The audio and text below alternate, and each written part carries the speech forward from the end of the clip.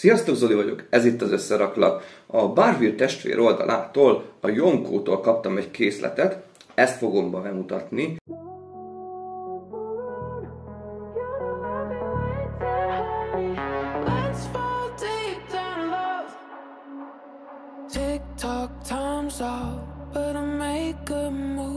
Ezen az oldalon inkább mock készleteket árulnak, és az egyik kedvenc játékom folytatásából, a Horizon Forbidden Westből az egyik robotot, a Slaughter Spine-t küldték meg nekem, és muszáj vagyok így megmutatni, ugyanis így még nem kaptam készletet.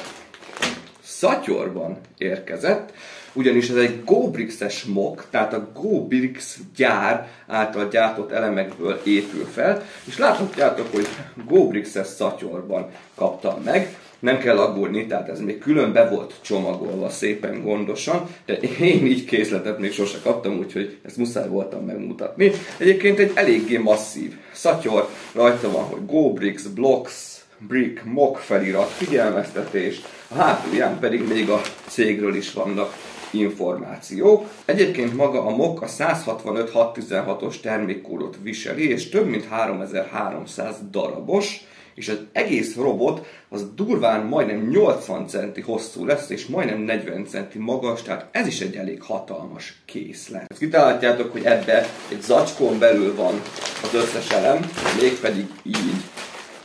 Ezen belül is külön bezacskózva, tehát nem kell attól félni, hogy így ömlesztve van az egész. Útmutatót nem kaptam, hanem egy kis lapocskát kaptam egy adott weboldalhoz, ahol mock készleteknek a összerakási útmutatóit találjuk meg. Oda felléptem, beírtam a lapon látható kódot, és digitális formátumban letölthettem az összerakásit, ami olyan 1300 oldalas, 1309 lépésen keresztül mutatja az összerakást, úgyhogy nagyon részletes, eléggé szét van bontva. Így néznek ki az elemek kijöntve. Láthatjátok, hogy ez inkább adott típusú elemekre van osztva, tehát nem számozva vannak az zacskók, hanem az egészet szét kell borítanom, és úgy tudom majd az összerakás során válogatnom a darabokat, úgyhogy a legelső feladat az az, hogy eldöntsem, hogy az asztalon hogy fogom szétteríteni. Az első részével játszottam a játéknak, ki is platináztam PlayStation-on, sajnos a folytatáshoz még nem volt időm, lehetőségem. Hát vártam a PS5-re, végül nem szereztem be, utána elkezdtem a videózást, most meg jelenleg nincs időm, majd egyszer talán bepótolom. Minden esetre erre a robotra nagyon kíváncsi vagyok, szerettem volna már régen beszerezni egy Horizon-os mockot, úgyhogy bele is kezdek az építésbe, és ebben a videóban még szépen láthatjátok,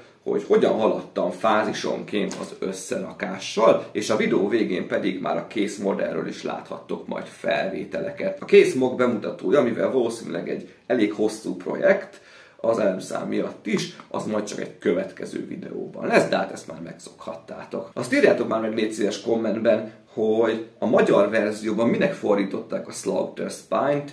Ezt sajnos nem tudom, de ha jól tudom, magyar felirattal jelent meg a játék. Na de kezdjünk is bele az összerakásba. Körülbelül a 100. lépésig készülhettem már el. Láthatjátok, hogy maga a talapzat rész, amire majd felkerül a robotunk, az már elkészült, le is kellett fedni sima lapos elemekkel, és nekem nagy meglepetés volt, de örömteli, hogy nem külön kellett elkezdeni összeépíteni a robotot, hanem szépen az állványnak a kiálló részéhez kellett elkezdeni ráépíteni konkrétan. Ha jól sejtem, ugye ez lesz konkrétan majd a testének a belseje, és akkor szépen erre jön majd rá a többi része. Az elemek eddig nagyon jó minőségűek, a Mold King-es készleteknél voltam hozzászokva ilyen minőségű elemekhez, ugye azokat is a GoBricks gyártja, nagyon könnyen összepattannak, csak ugye ez a fránya válogatás ne lenne, ugye ömlesztve érkeztek, úgyhogy ezért picit lassabban haladok. Egyébként mindig oldalra is kellett döltenem, hát mockoknál előfordul néha egy-egy fura összerakási folyamat, mert itt az aljára is kellett építgetni, de ez se volt annyira bonyolult. Kereken 300 lépéssel elkészültem, azért már szépen alakul a kis gépezetünk, már különféle tarérészek vannak a tetején, mindkét oldalán el kellett kezdeni beburkolni a testrészét, azért itt látszik, hogy még erre még jócskán fog jönni még egy-egy borítás rész, végre egy kis sárgás-fehéres elemrész is megtöri itt a fekete uralmát, valamint egy-egy szekciót már ide is kellett felpattintani, amire majd további részek jönnek. Sejtésem szerint ez a rész lesz majd a farka. Ide meg majd ugye a fej része fog jönni. Vagyis hát most én erre tippelek, aztán majd meglátjuk. Szép lassan eljutok a 450. lépésig, de úgy gondoltam, hogy most is megmutatom, hogy hol járok. Láthatjátok, elkészültem szinte teljes hosszában a farkával a Slaughter Spine-nak, és az is feltűnhetett, hogy alá van támasztva egy famodellel, ugyanis ha most ezt kivenném alóla, akkor szimplán elrántaná hátra az egészet, ezt már így önmagában nem tartja meg az állvány, és már el kellett kezdenem a nyakrészét is építeni, úgyhogy valószínűleg most már ez lesz a következő fázis, a feje, és akkor végre egyensúlyba kerülhet az egész. Egyébként azt hittem, hogy kicsit monoton lesz az építés, de nem, minden egyes farokízület teljesen máshogy épül fel, teljesen más építési mechanizmusok vannak benne, úgyhogy tök jó volt összességében, és egyáltalán nem volt nehéz. Minden egyes ízület nagyon szépen összepattant. Ide még valószínűleg azért jönnek bőven burkolati elemek, ezekből a kis szürke részekből erre lehet következtetni. Jó, hát picit kupi van, kicsit oldalról is kellett felvennem, de nem nagyon akartam mozgatni, ha már így egyszer megtámasztottam. Már kicsivel sikerült átlépnem az 50%-át az építésnek. Hú, iszonyatosan élvezem, tehát nem találok rá szavakat. Talán az eddigi leges-leges legélvezetesebb építésem a Slaughter Spine. Szépen kialakult már a nyakvonal, ugye ide majd rájön a feje.